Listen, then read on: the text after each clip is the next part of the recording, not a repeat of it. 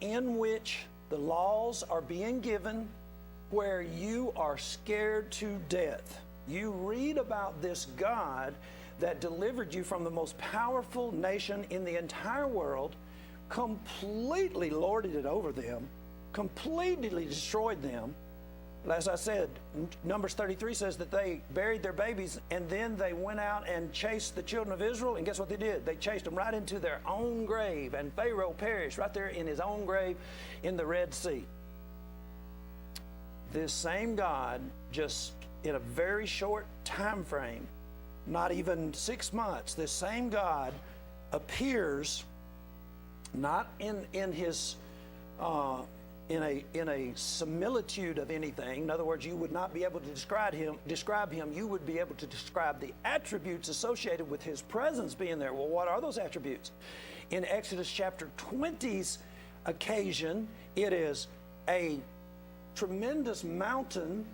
It is quaking, like we're talking earthquake here, y'all. What do you do when the ground moves? I have only been in an earthquake, like something similar to earthquake in this area. Never anywhere else that I've ever lived have I ever been in a position where it actually came across that we had an earthquake, and it's kind of like you felt something. My brother was in Guam. They had a serious earthquake. What do people do? It unhinges you. Well, add fire to it.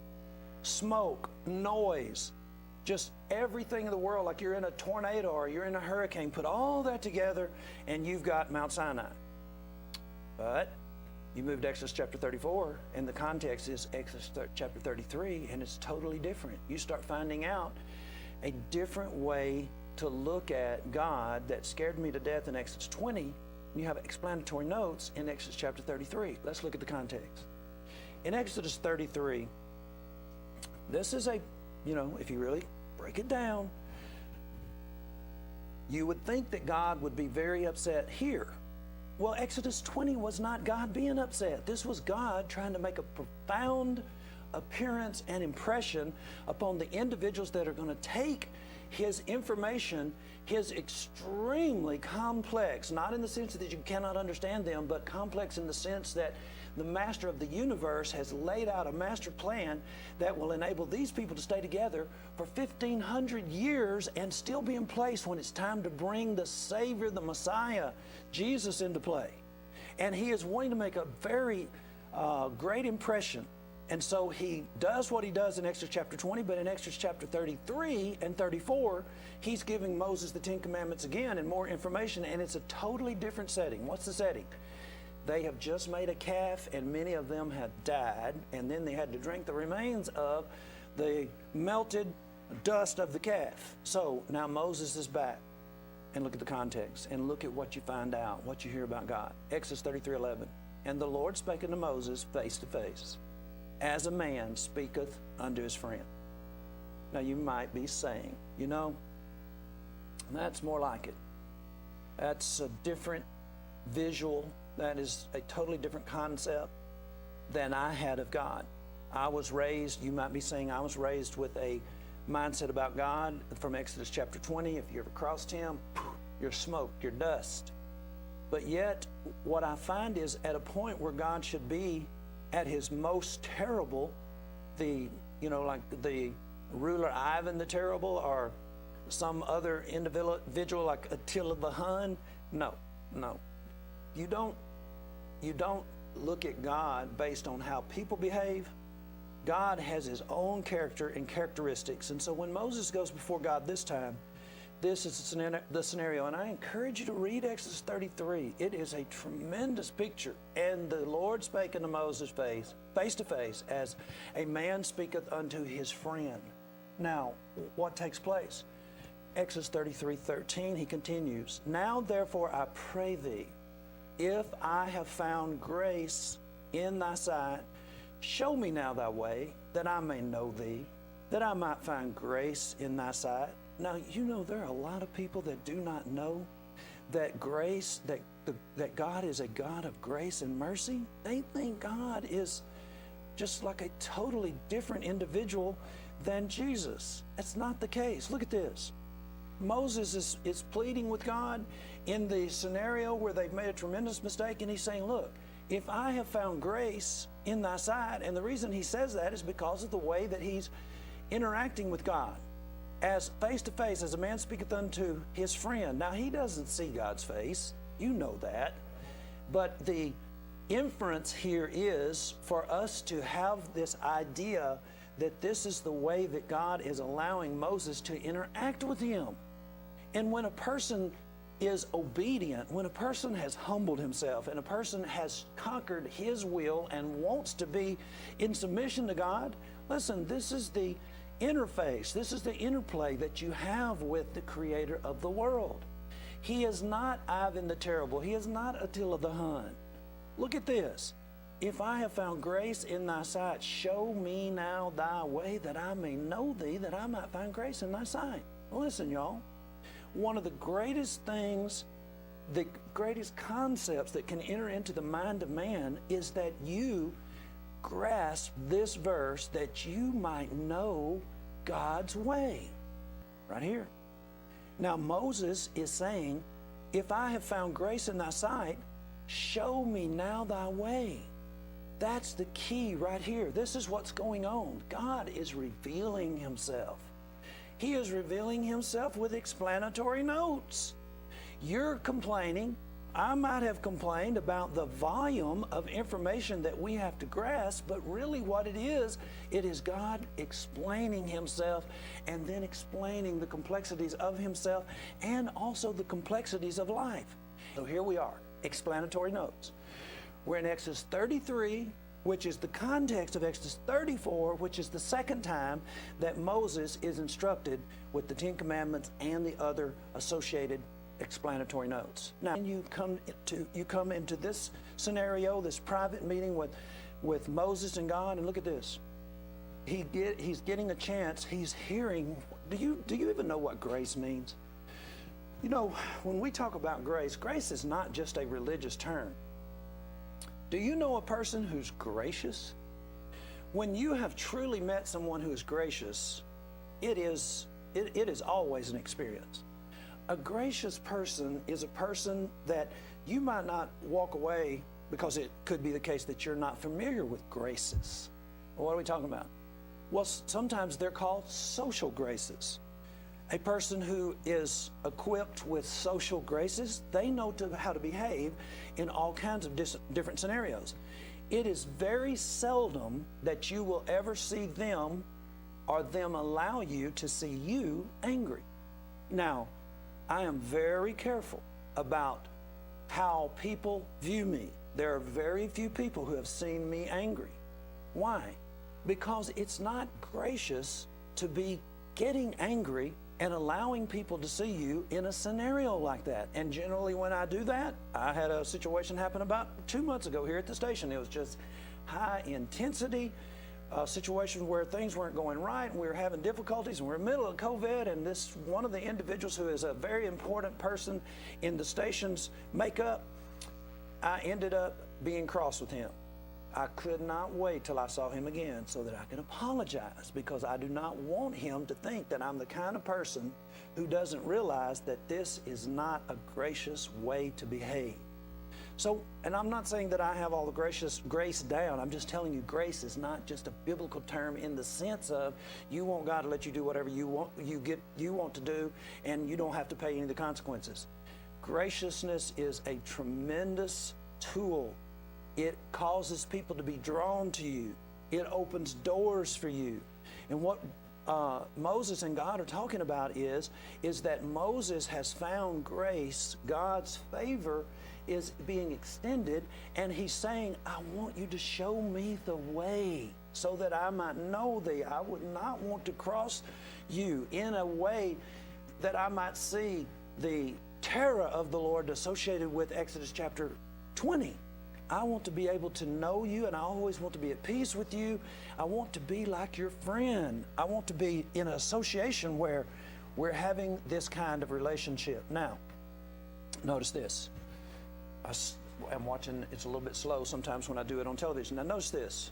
I just want to point this out. I wish I had all the time in the world we would do this, but I'm just going to give it to you quickly. Exodus 33:12. You have the word grace. Exodus 33, 13, you have grace 2 times. Exodus 33:16, grace again. Exodus 33:17, grace again. Exodus 33:19, the grace of God again. Exodus 34:6, the grace of God. Exodus 34:9, the grace of God. Listen, whoever told you that grace is not in the Old Testament is a fool. They are unlearned. They have no idea the friendship that is available, that a gracious God wants to extend to you, and the information that He wants you to have so that you can manage the complexities of this world, and not only manage it, but help others through it. Now, that's what we try to do. That's why we're on television right now. It's the reason that we do all of the things that we do, is we're wanting to help you to manage this complex world. Let me stop just a minute and take a break. I need to have a hydration point here. Here's our contact information. I know you can see me there. That's my phone number, 276-806-2150.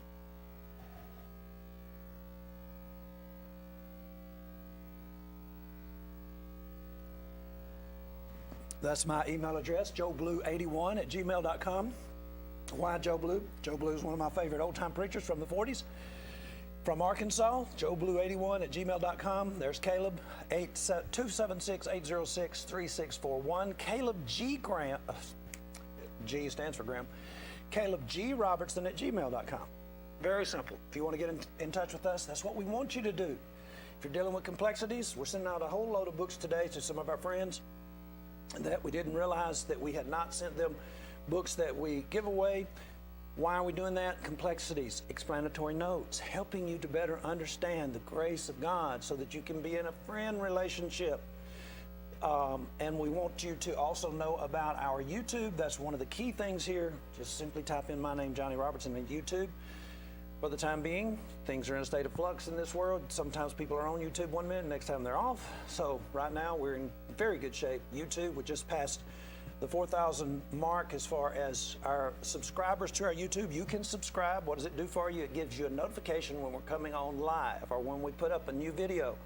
You know about it immediately. You can be one of the individuals that watches, and I would say thousands. You're one of the you could be one of the thousands of individuals that is getting a notification, and you're able to see what's going on. Why do we show you things that are going on? Because we're showing you how we manage this life. That's what this is about, teaching, explanatory notes. Now, let's move. So, Exodus 20, giving of the Ten Commandments. Exodus 34, giving of the Ten Commandments. Not meant to confuse you, it's explanatory notes. Deuteronomy chapter 5, giving of the Ten Commandments. Now, Deuteronomy chapter 5, verse 33. Notice this. This is the giving of the Ten Commandments again. It's 40 years later. You shall walk in all the ways which the Lord your God hath commanded you. Y'all, there is no more important phrase in the Bible than the ways of God, because that's really what it's all about. It's when you think about the ways of God, don't be thinking about something that is a hard thing to accomplish. That's like saying, you know what? School is a menace. Well, take away the bullies and the difficulties associated with people that don't have social graces and don't know how to behave themselves. And you get what you're supposed to get from school, which is explanatory notes, the ability to have knowledge so that you can traverse this world in a better fashion because you know how to add, you know how to read, you know how to function because you can read more information. School is a great thing. Who would say it's a menace? There are plenty of individuals that look at school, especially when they're young and going through school, they're not able to appreciate it. And then when they get out, appreciate it, and then they're dumb and they have to learn all over again. That you had a whole different outlook. That's what we're trying to do. Trying to help you to realize walking in all the ways which the Lord your God hath commanded you is a tremendous blessing. And it's found in Deuteronomy chapter 5. But look at this. Again, this is the same thing that was being said in Exodus 34. Moses was saying, if I have found grace, show me thy ways. Understanding the ways of God. Deuteronomy 5, verse 33. Deuteronomy 5, verse 29. Here is God's desire for all time. As Moses is giving out to the people. This is a collective group of individuals now. He is speaking to them before he dies, before they start their trek off into the conquest of the land of Canaan, which is going to be their home for the next 1,500 years. He says this. He says that God says this: "Oh, that there was such a heart in them, that they would fear me and keep all my commandments always, that it might be well with them and with their children forever." Wouldn't it be wonderful if we had a society that understood that basic principle? Oh, that there was such a heart in them, that they would fear me and keep all my commandments always, that it might be well with them and with their children forever. God wants it to be well with us. He wants us to live in a world that is managed and that we can expect certain outcomes. Can I stop just a bit, just for a moment? And let's talk about the world that we live in. Y'all, do you know, put your guard down just for a minute and let's just talk. You might be thinking, Johnny, I don't really think that you have anything to say that I would be interested in that would help me in a larger way. Well, let me just ask you this. Who else has been able to maintain stability throughout this entire time? Not only have we been stable throughout this whole time, the church where we are has been meeting this whole time. We've gone through the same struggles that you've gone through. It's been one of the best years that we've ever had. We've had all kinds of wonderful accomplishments. We're way ahead in regard to our abilities associated with our ability to move our broadcast into different areas. We have more airtime than we ever even dreamed of. We have people that are getting in touch with us from different places and wanting our show on their broadcast. Some of it is free. It's just amazing the things that have taken place. How did that happen? Well, it's going to be two-faceted for sure. God has His ways. We study them and are very determined to make sure that we have this kind of heart in us, that we try to do what God wants us to do. And then we have learned over the years how to manage people graciously. We've learn different business techniques and ideas. We're constantly reading the book of Proverbs, for instance, and trying to be people of discretion and integrity. And as a result, would you be willing to listen just for a minute in regard to maybe to help you to realize what's going on and what to expect and what to pray for? Why are people so aggravated and agitated right now? You know, used to be one of the wonderful things about the United States, why people were, they still are, but I think for different reasons, but that used to be the case that people were trying to come into the United States, particularly because of our law system. The United States was a place where laws were equal for everybody, especially after the Civil Rights era. People were able to see that the United States would correct itself, try to correct itself, and the laws were transparent. The court system was fairly equitable.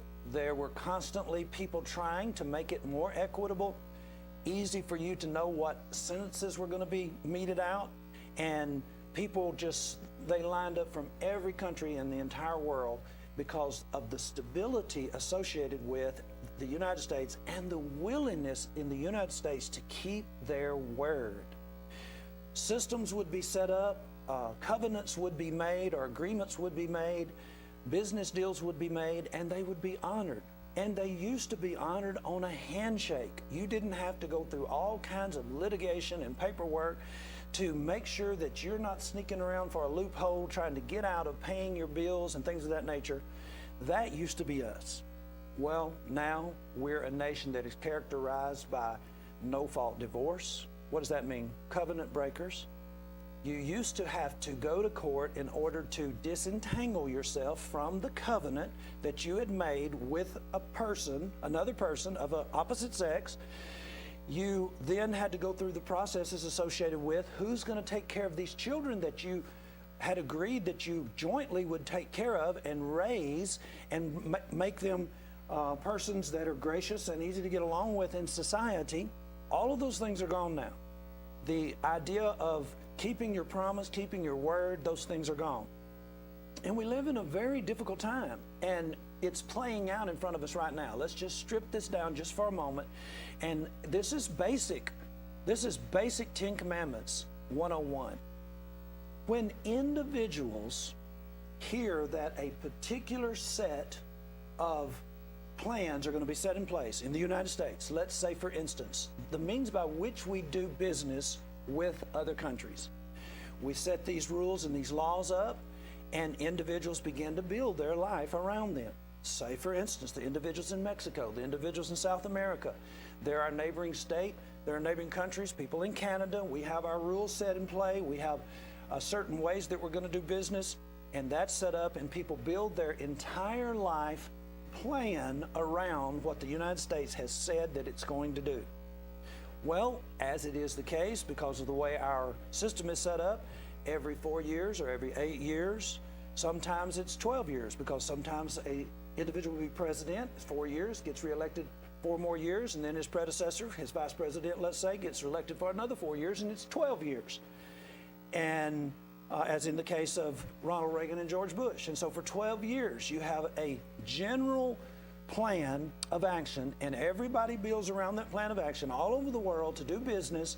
And, you know, pretty much aside from the people that want to mess up and just do things their own way and start wars or whatever, view, a different faceted view, a view that will change your heart in even a more powerful way than at first the Old Testament would change your heart. Deuteronomy 5:29, he was saying that it is the case that they could have a heart in them, that they would fear him, they would keep his commandments, it would be well. The Old Testament is able to do that, but the New Testament has a different facet, another level. It pictures God is pictured as a loving father. He is pictured as a jealous God, a fearful person that you would not want to cross. He can be worse than Attila the Hun ever thought about being, more fierce than Ivan the Terrible ever even dreamed about. But, you know, he gives a different facet of himself by sending his son, offering his son who is a willing offering, all pictured in Genesis 22. If you had been with us in class in Genesis 22, all pictured in the display of Abraham being asked by God to take his son that he waited all of his life for and offer him as a sacrifice to God.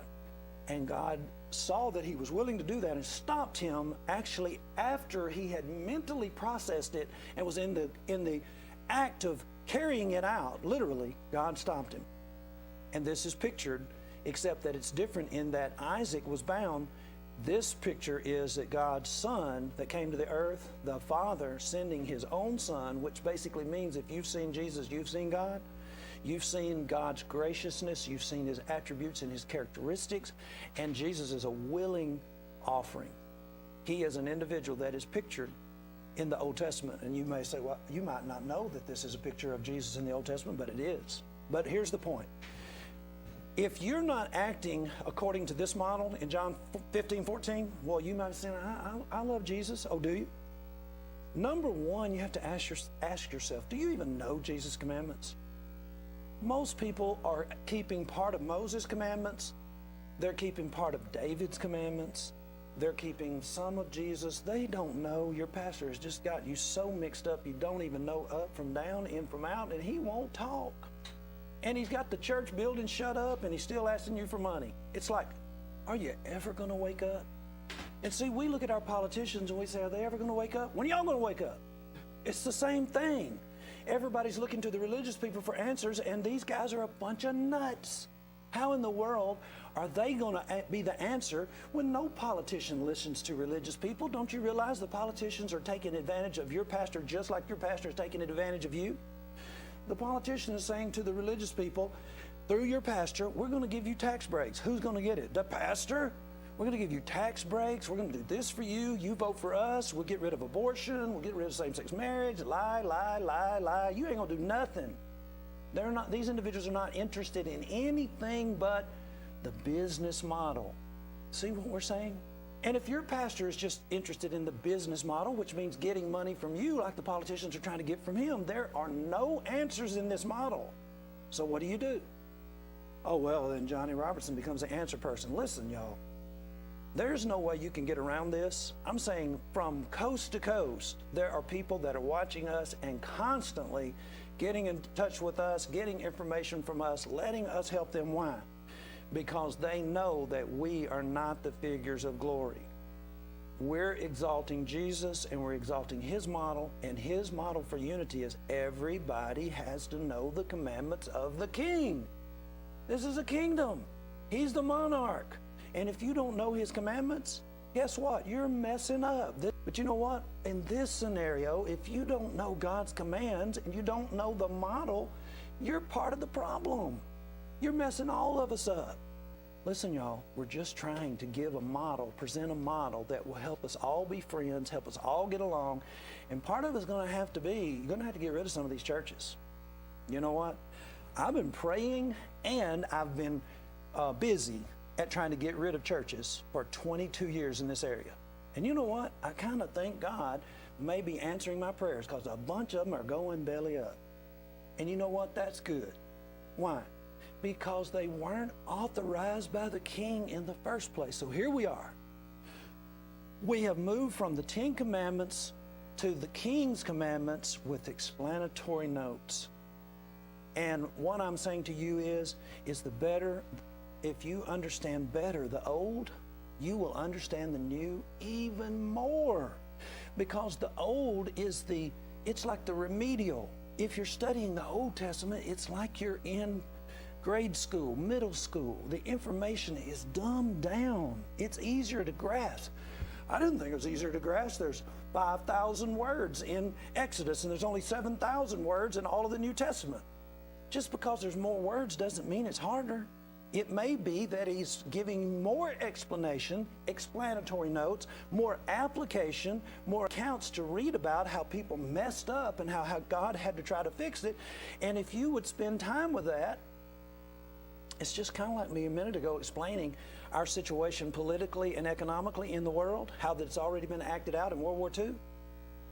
You know what that was? That was explanatory notes. I've got like 8 to 10 books that I've read about Hitler and World War II and the different players.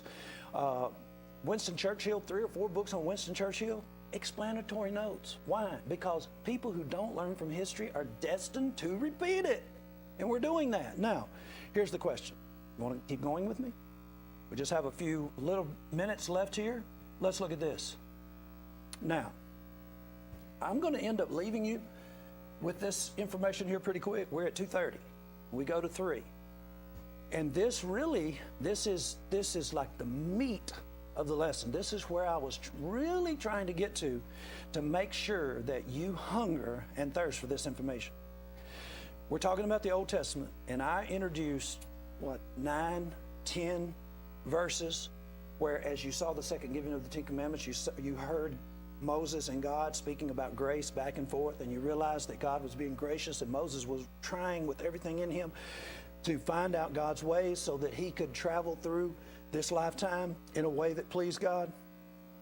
And in the middle of all that, I know that you were hearing laws, laws, laws, laws. And we started by that picture of a window, and you walk in a house and there's a window, and you're like, wow, look at all that stuff that's outside. And you pick up the window and it's hanging on a nail. It's really a wall hanging, but it is a window. And because you didn't have that ability to recognize or to process, this isn't a real window. It is a real window. Yeah, but it's not functioning as a window. When you think about the Old Testament law, don't be thinking about the laws of the United States. Think about the laws in a different way. Let me have your mind for a minute. Let us have just at least a minute for you to look at what God's trying to do. Okay, are you ready? Titus 2:11. Everybody wants to be under the New Testament because God doesn't kill people in the New Testament. If that's the way you're looking at God, you're never even going to benefit from the New Testament anyway.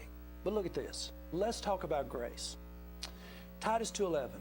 For the grace of God that bringeth salvation hath appeared to all men.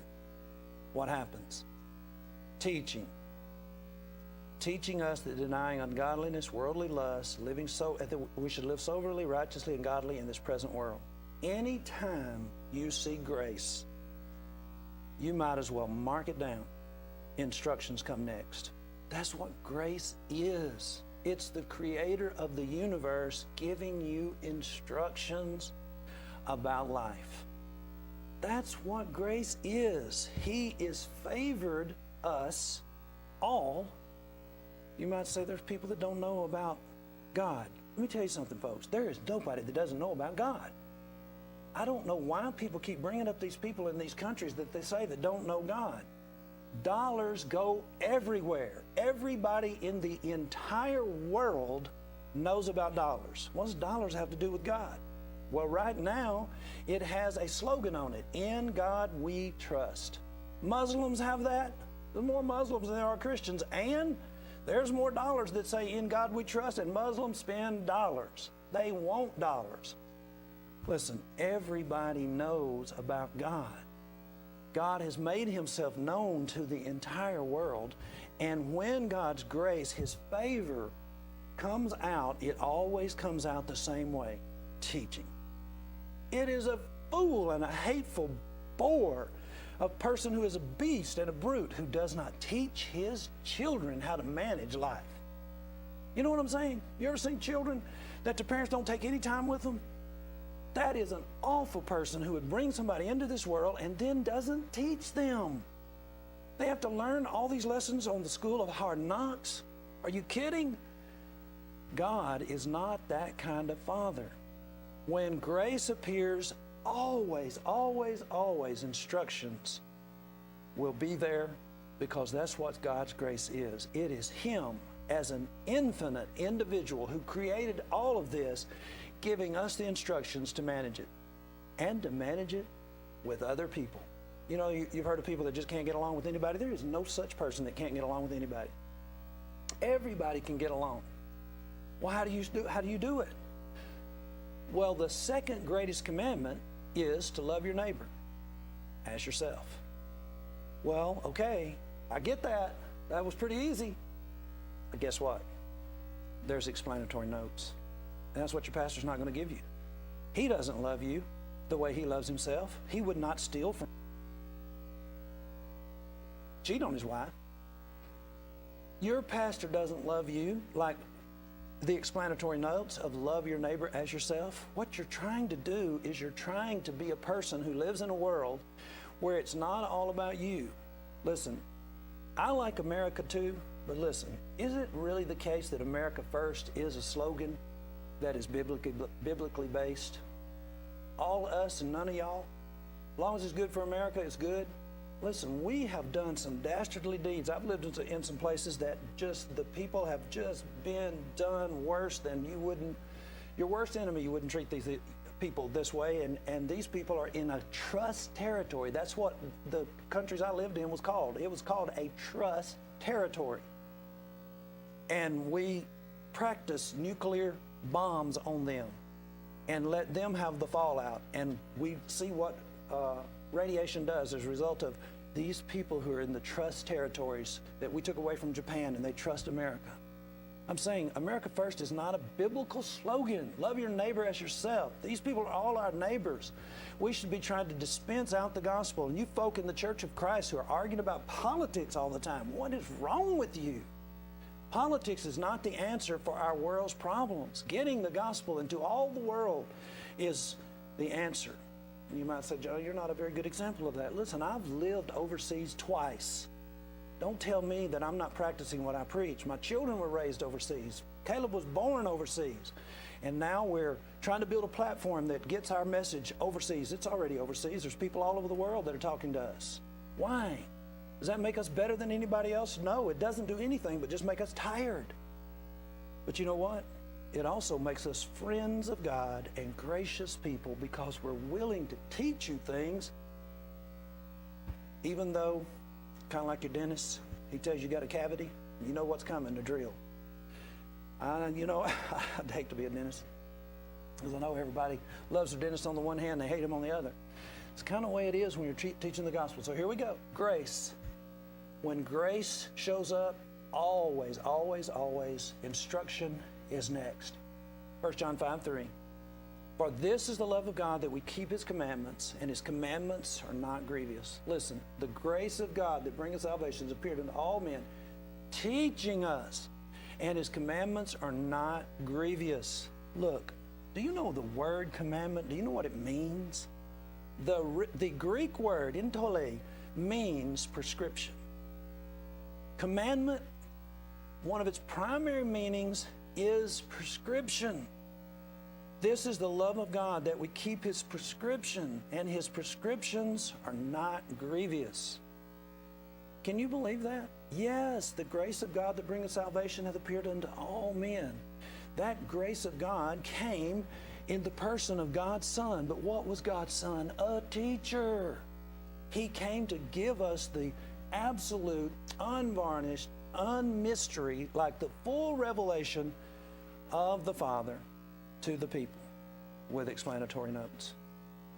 And we have to take the time to make sure that we're able to harmonize the whole, the old, the remedial, the part that's like middle school where the application is, where it's a big volume because there's so much information. You want to miss anything?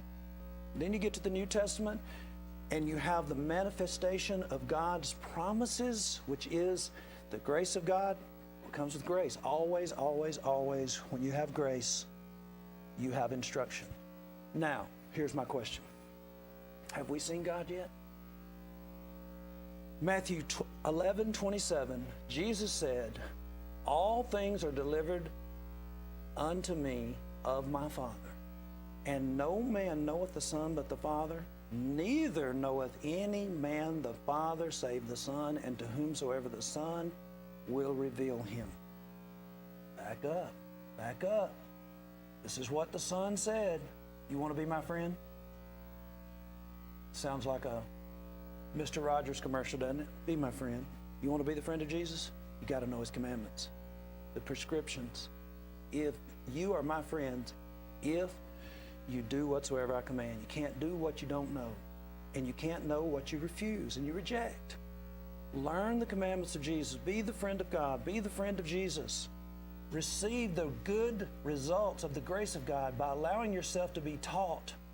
And basically, Jesus is saying that he is the one who will reveal the Father to you. Knoweth no man. God, you don't know God except that Jesus reveals him to you. Look at this. Come unto me, all ye that labor and are heavy laden, and I'll give you rest. That's right off of 1 John 5:3. This is the love of God. This is the grace of God. What? That you keep his commandments, and his commandments are not grievous. Man, you people that are Christians, it's so grievous. You're looking at the wrong group. Their business model is not the model of Jesus. How do you tell? We're using the model, and we're trying to give you rest. We're trying to give you the prescriptions for life, and a good life, and a life that is abundant in the sense that you get to help other people. You get along with other people, and you help our nation. And all this bickering and carrying on over business models and America first, it's not a biblical slogan. Love your neighbor with explanatory notes is a biblical. Now, I basically have given you a commercial already, and I'm just going to go ahead right quick. I want to show you something. These are the marginal notes in my Bible, and I want to end our broadcast today as I go through 4 pages of this. I've got about 15 minutes. And I want to demonstrate to you the truthfulness of what I said a moment ago about grace. In Titus 2:11, the grace of God that bringeth salvation has appeared unto all men. When you have grace, you'll always see instruction. Well, in the Old Testament, many individuals think that it's all about instruction, all about rules, and there is no grace. Let me hydrate right quick.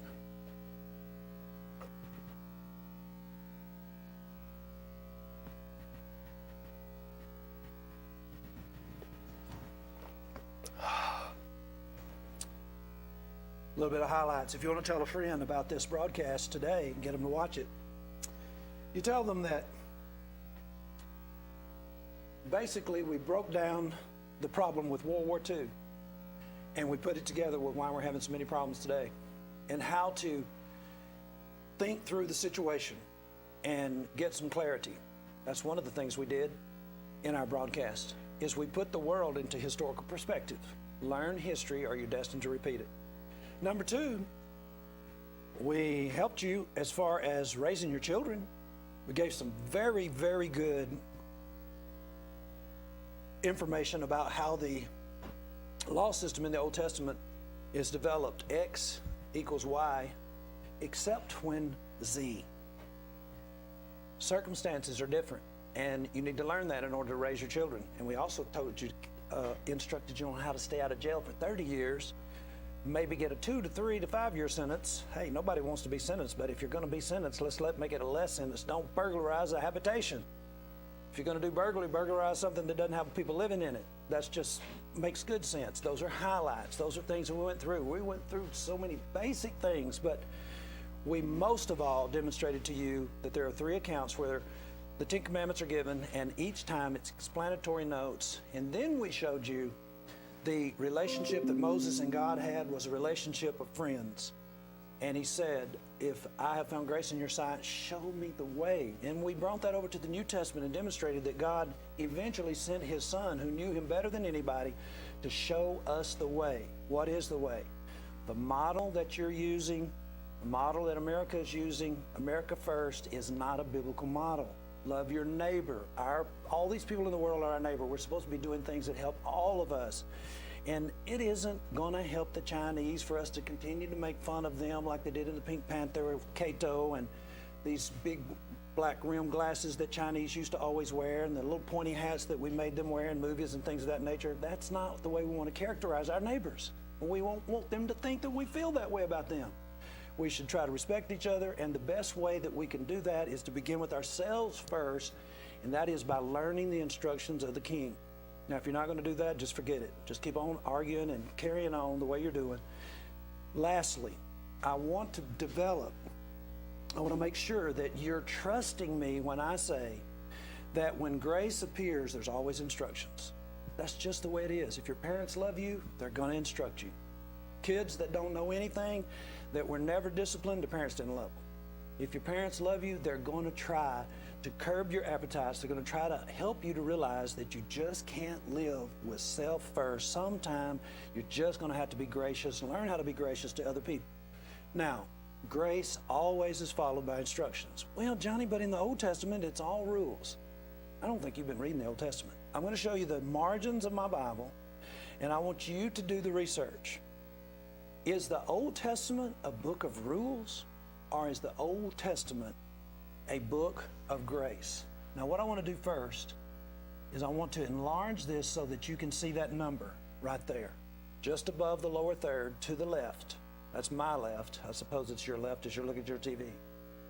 There in Numbers chapter 28, I have written just above the 28, 1,197. You know what that represents? That's how many offerings for sin were required throughout a year in the Old Testament. What does that mean? That means that God had his priesthood and our individuals during feast time frames. He had them making offerings that allowed him to extend his grace. It was a means by which God dispensed his grace. Many of these were blood sacrifices. In other words, it would be a lamb. And what does that represent? Well, number one, it has to be a lamb. In a particular instance, it has to be a lamb that has no blemishes, has to be shut up for 14 days and made sure that it is the perfect lamb to be offered. Now, have you ever had a pet? When I was a kid, I mean, you know, you may think this is crazy. I am from Texas. When I was a kid, we had a pet, and it was a pig. Its name was Oink. And I'm saying this pig was a pet. It was a small pet, and then it became a huge pig. Still named Oink, and we still loved it. And guess what? Oink became bacon. It's just the way it is. Now, when we're talking about these offerings, that's exactly the setting that we're talking about. It would be a lamb that would be worth something, and it would be one that was perfect. And God required it, and then God turned around and said, now your offenses for the year are gone. If you count the sacrifices, and I'm not going to do this for you, I'm going to make you prove me wrong. In these 2 chapters, you count the sacrifices, and I know you're sitting there saying, so I'm going to give you a hint. You're saying there is no way that there is 1,197. I may be off by 10. I hope I am. I hope there's 10 more than what I found. You count them. But I'm saying these are accounts where God is saying, I am wanting to be gracious to you. You do this for me, and I'm going to forgive your offenses, and we'll be friends again. We'll be at one again. This is all of these instructions. You see, when people are looking at instructions in the Old Testament, they're saying, man, there is no way I can keep all these instructions. It's too massive. Look, there are 1,197 events where God is extending his forgiveness. Grace always comes with instructions. What are all of these words? We said 5,000, at least 5,000 words in the book of Exodus. What is that all about? How big was your science book? Just in 1 grade alone, I am sure that your science book had 5,000 words in it in just the 6th grade. And you probably had science from the 6th grade up to the 12th grade. And then if you went to college, you had sciences of all kinds of different sorts. And you're complaining? Don't you like being smart? It's the same thing. It is the science of religion. What does religion mean? It is a Latin word that simply means to bind back. Bind back to what? Bind back to your Creator, the individual who has the sense to get us through all of this. And so you got all of this information. Numbers chapter 28, for instance. There's a lot of information in Numbers itself, where I'm trying to get you to study Exodus, Leviticus, Numbers, and Deuteronomy with me, and tomorrow Joshua with Caleb, so that you can understand this. And so what did I prove to you? Anytime you see the grace of God, instructions will follow.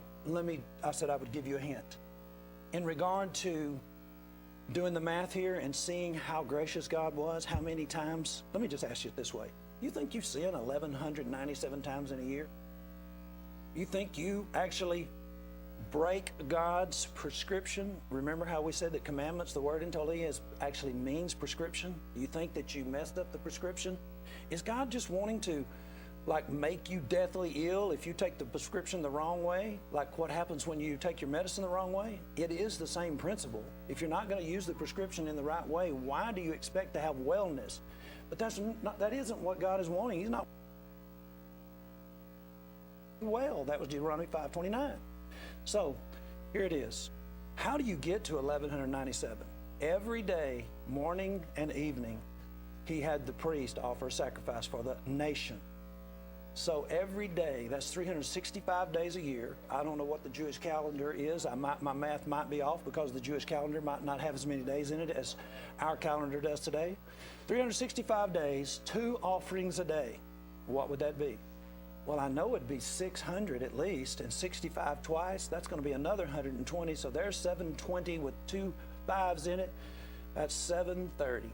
730 sacrifices just with the daily sacrifice for the nation of Israel, so that God could be forgiving, gracious, if you would just keep the information. Now, what did he say? Today you learned that there are actually 3 times that the 10 Commandments are given, and guess what? There's more than 10. People have just arranged it so that it's easier, I suppose, to manage, but when you really get down to it, there are several different things that are said just in the first commandment alone about God and how he's supposed to be treated. But there's 3 times, Exodus 20, Exodus 34, and Deuteronomy 5. In Exodus 34 and Deuteronomy 5 is the 10 commandments being given with explanatory notes. It isn't really that difficult, y'all, if you stay with us. Now, I really spend my time at this point with commercials, with getting you familiar with what we're doing, like our schedule. We're back on our New Year's schedule. Every Tuesday, 1 p.m. to 3, I'll be doing the broadcast. I'm trying to get us through Exodus, through Deuteronomy. I'll be on every Tuesday, Lord willing, 1 to 3. Caleb is on from 10 to noon tomorrow, the book of Joshua. Always ask for, what does the Bible say? And you will get school in the daytime.